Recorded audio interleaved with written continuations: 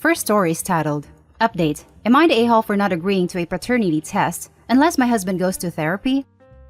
Original post. I, 28 female, and my husband, 32 male, have a 3-year-old son together. There has never been any doubt that my husband is the father. I've never given him any cause for concern that I cheated on him. He acknowledges all of this. Last week, he came to me and said that for the last few months, he has been plagued, his word, with this anxiety that our son is not his. They don't look identical, granted, but they definitely share similar features, and I see my husband whenever I look at my son. I was obviously blindsided by this. I had no idea who was having these thoughts.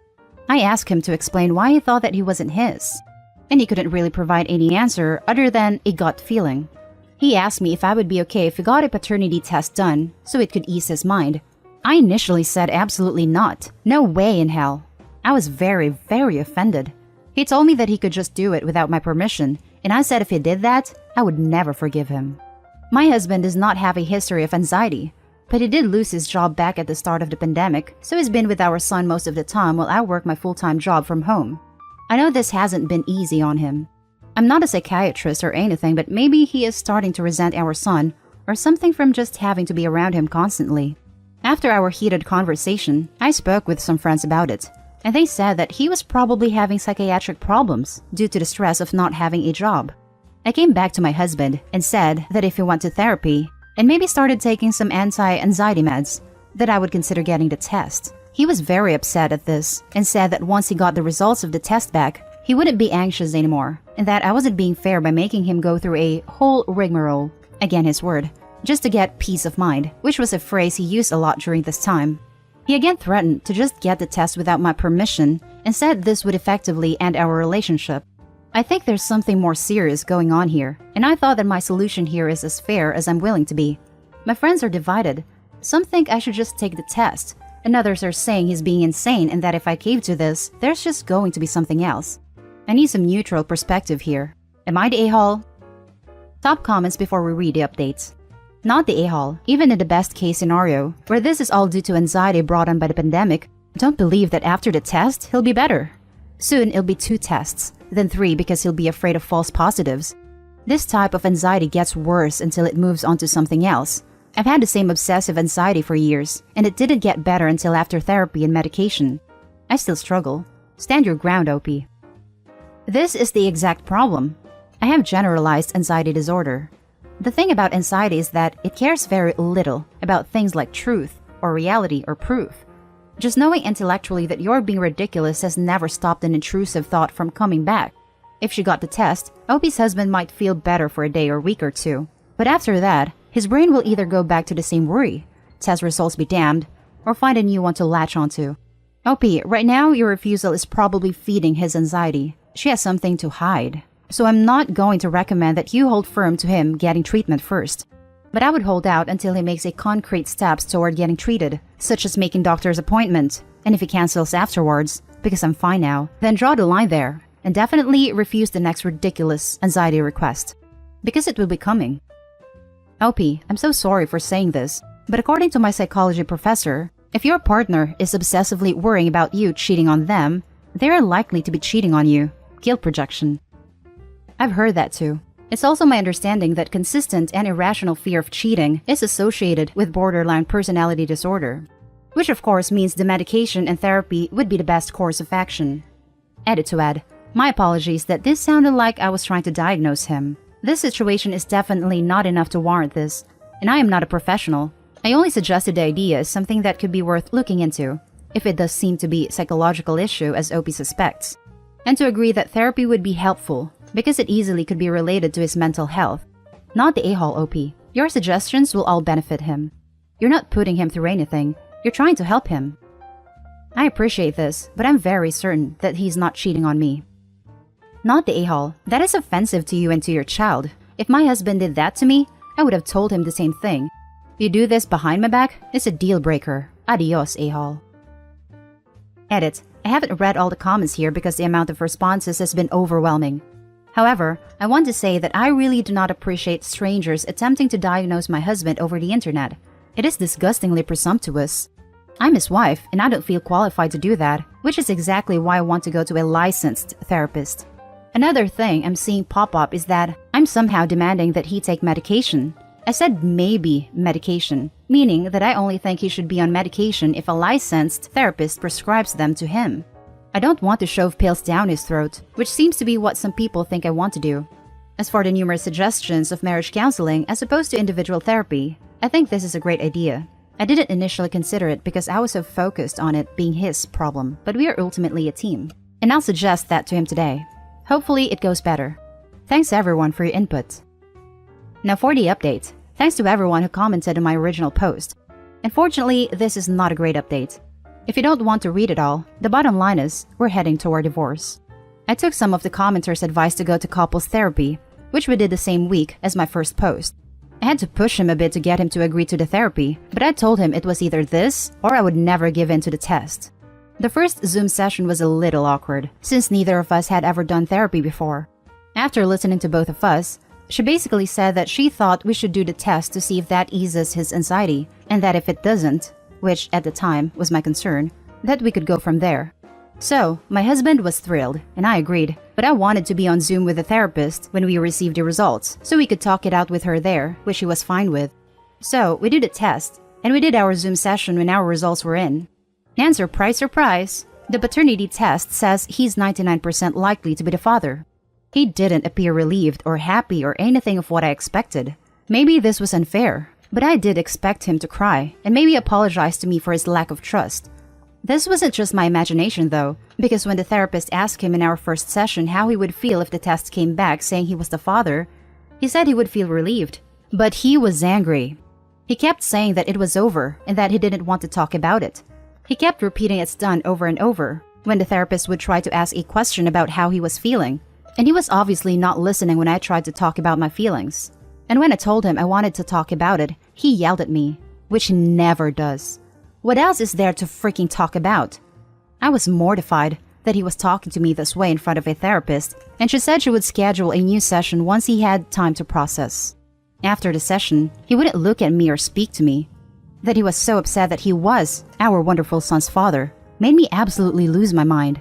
We screamed at each other, and it ended with me saying that I can't do this anymore.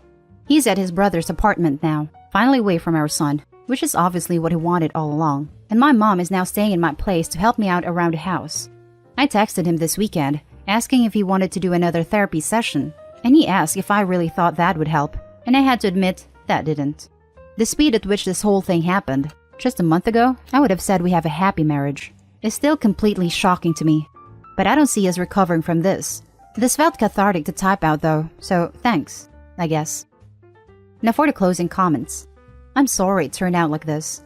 I have a feeling he has some deeper issue, and he was never going to accept any answer other than he's not the father, because he's got it in his head now. I hope he gets the help he needs, and I hope you find peace in your future.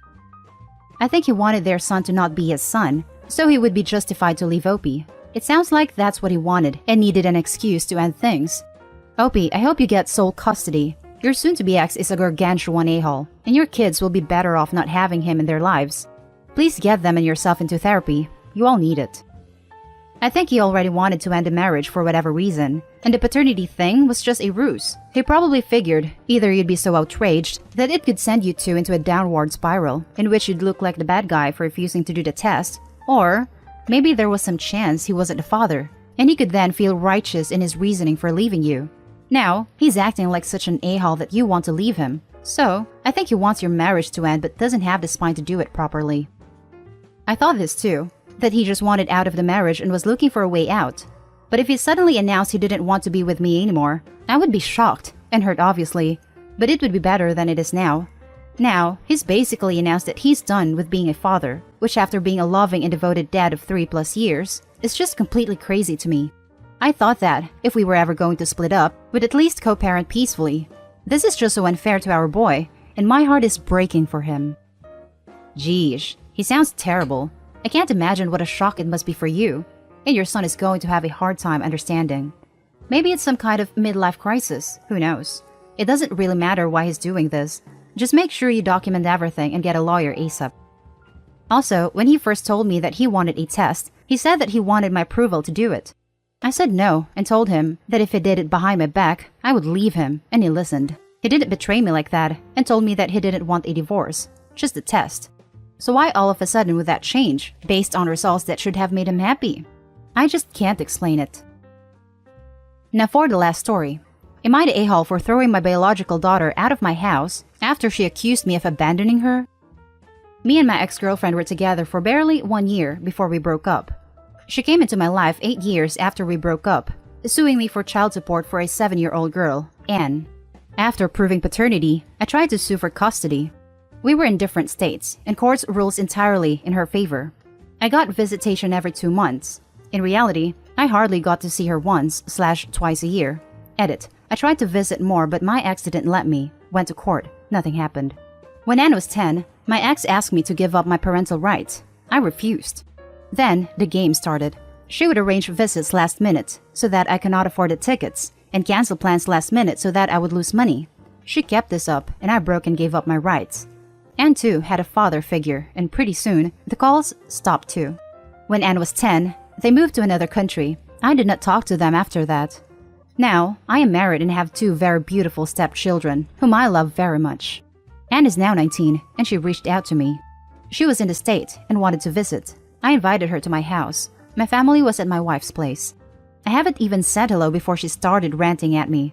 She told me about how I was a deadbeat father, and she hated her mom and stepdad, and how I abandoned her, etc. I asked her what she was talking about. Turns out, ex and stepfather were really crazy and made her life miserable. She is now in no contact with them. She talked about how I abandoned her, and there was no responsible adult who even cared about her a little bit. At this point, I told her that it wasn't my fault, that her mom didn't tell me/pressured me into giving up custody. I guess Anne didn't know that. I explained everything.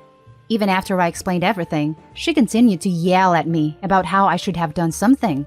I calmly asked her what I should have done. She became more angry and yelled more as she didn't have an answer. I calmly told her that I have always wanted a relationship with her, and I was so glad when she called, but it's very obvious that she is only here to place blame and I wanted her to leave. She said that wasn't fair, and she only came here to know me. I calmly pointed out that she was here for 2 hours, and she hasn't asked a single thing about me and only yelled. In the end, she stormed out.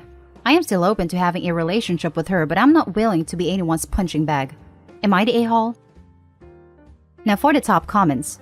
Not the a-hole, but you have to realize your ex told her lies about you her whole life. Let her process what you told her, and if/when she reaches out again, try not to hold this against her. I really don't see how the kid is the a-hole either. I don't blame her at all for how she reacted.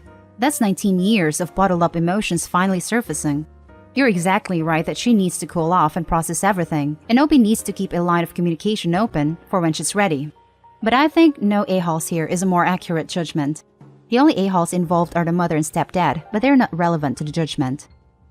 She's pretty much an adult, and should understand that yelling at someone for 2 straight hours without trying to understand someone else's side doesn't help anything, regardless of what she's been told her entire life. You're the a-hole. She's 19 and has been brainwashed and felt abandoned her entire life. You are an adult, giving her entirely new information and couldn't deal with her misguided emotions for 2 seconds and threw her out. Wait to confirm everything she was ever told about you, and to be the latest adult that utterly failed her. Right? And it's not just anger, it's grief. She was standing in Opie's house, grieving the better life she could have had and deserved. Opie got a happy little family, and his daughter got a life of trauma. Not the a-hole. For your latest action, not allowing yourself to be abused is a pretty basic boundary, but I think you can be more empathetic to her hurt and blame. You should be willing to listen to her feelings, even if they're negative about you, but you shouldn't have put up with being yelled at for hours. I'd reach out again, express your desire to connect, but stick to the no telling at each other boundary. Don't tell her she's wrong for being hurt and blaming you. The boundary should just be the yelling, and read up on empathetic listening. Oh man. So, my bio dad signed away his rights to my dad when I was 4. I had 2 great parents and was still angry at bio dad for giving me up. Even after I heard his side of the story, I was still angry. If you want a relationship with her, you need to take the yelling for a bit. She is angry. You can't fix it if you don't allow her to get that anger out. So, you're the a-hole. I strongly suggest family counseling for the 2 of you. And that's the end of this video, folks. As always, leave a comment and hit like and subscribe. And if you want more of this content, turn your notification on to get updated on the latest videos. And I'll catch you in the next one. Stay safe.